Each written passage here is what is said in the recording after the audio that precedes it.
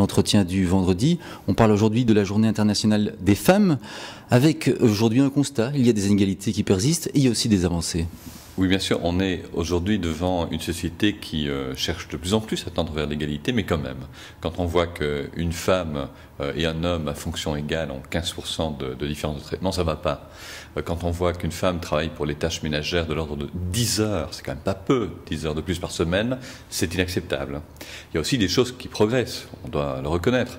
Quand 3 fois plus d'étudiantes aujourd'hui à l'université qu'il y a 50 ans sont des femmes. Quand on remarque que parmi les parlementaires, ces 10 dernières années, on a un progrès de l'ordre de 50% en communauté française, ce sont des témoignages de ce que les progrès se font. Maintenant, il reste beaucoup à faire. Alors concrètement, qu'est-ce qu'on fait ? Moi, je pense qu'il y a des terrains sur lesquels on doit d'abord reconquérir.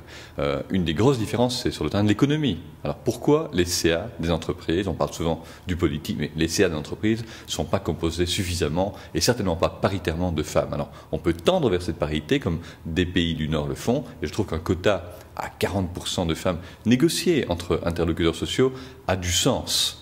Même chose pour ce qui concerne les congés parentaux. Alors, on sait que les rôles sont fichés entre hommes et femmes, il faut dépasser cela.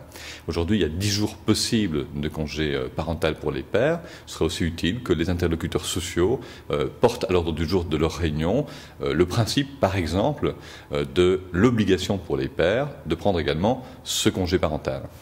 Alors, charité bien ordonnée commence par soi-même. Est-ce que les hommes politiques pensaient que c'est une bonne idée qu'ils prennent exemple là-dessus et qu'ils l'appliquent ? Alors, je ne présage pas de refaire un enfant pour bénéficier d'un congé parental, mais je trouve que le politique doit évidemment donner l'exemple, parce que aujourd'hui, la façon dont on accueille un enfant est importante, non seulement sur le plan culturel, mais du témoignage qu'on donne aux autres. Alors oui, hommes et femmes doivent être égaux devant l'accueil de l'enfant.